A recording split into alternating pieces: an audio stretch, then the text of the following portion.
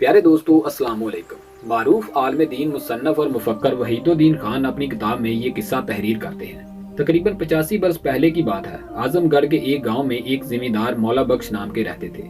मौला बख्श अपने बाप की तनहा औलाद थे और इनके बाप अभी जिंदा थे। इनके रिश्तेदारों ने सोचा कि अगर मौला बख्श का खात्मा कर दिया जाए तो इनकी जो औलाद है वो महजूब हो जाएगी, क्योंकि दादा जिंदा होगा और बाप मर चुका होगा। इस तरह इनके हिस्से की सारी जायदाद हमको मिल जाएगी। चनाचा उन्होंने खुफिया तौर पर मौला बख्श के कत्ल का मंसूबा बनाया।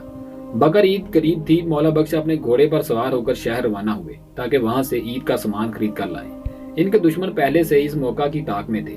इधर मौला बख्श रवाना हुए और इधर दुश्मनों ने जमा होकर मशवरा किया।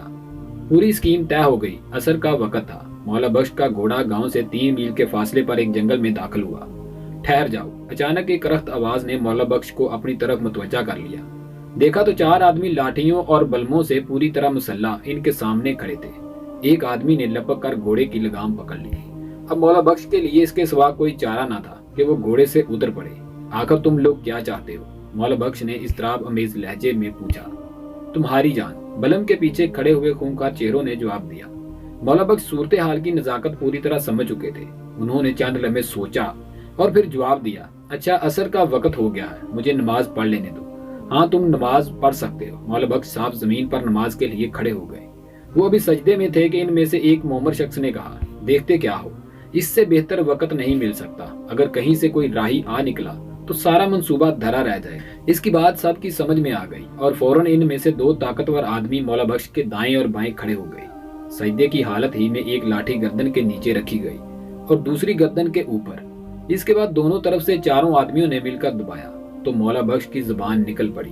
थोड़ी देर बाद वो इस दुनिया में नहीं थे। फिर दुश्मनों ने घोड़े को भी कत्ल किया और घोड़े और सवार दोनों की लाशें करीब के दरिया में बहा दी। ये बरसात का जमाना था। इसी रात मूसलाधार बारिश हुई और करीबन 1 हफ्ते तक जारी रही। इस बारिश में न सिर्फ कत्ल के तमाम सबूत धुल कर खत्म हो गए, बल्कि तगयानी पर आए हुए दरिया में लाश भी हमेशा के लिए गायब हो गई।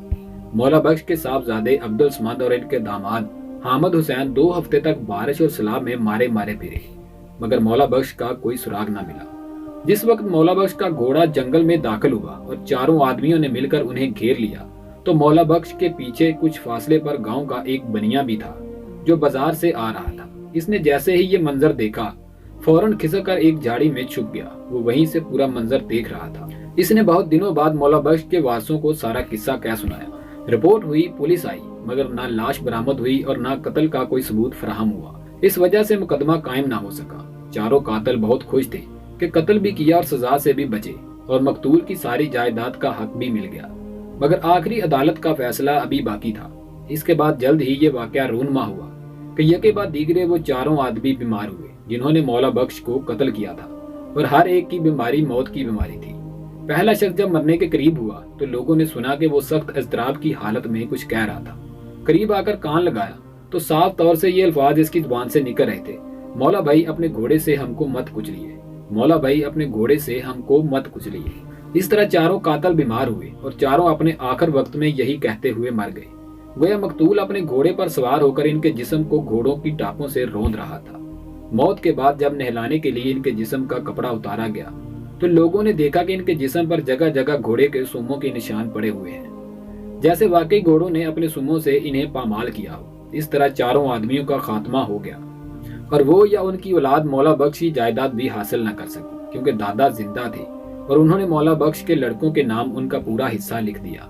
किसी की जायदाद पर जबरन कब्जा करना, किसी गरीब यतीम का माल खाना अल्लाह के नजदीक बहुत बड़ा गुनाह है। वो ऐसे शख्स को कभी माफ नहीं करता और दुनिया में ही सजा दे देता है, क्योंकि जैसी करनी वैसी भरनी। इस जुमले को याद रखिए और हर किसी के साथ बराबरी का सलूक कीजिए और जायदाद बांटते वक्त हर किसी को बराबर का हिस्सा दीजिए। इससे आपको रूहानी सुकून मिलेगा और खुदा भी आपसे राजी हो जाएगा। शुक्रिया। खुदा हाफिज।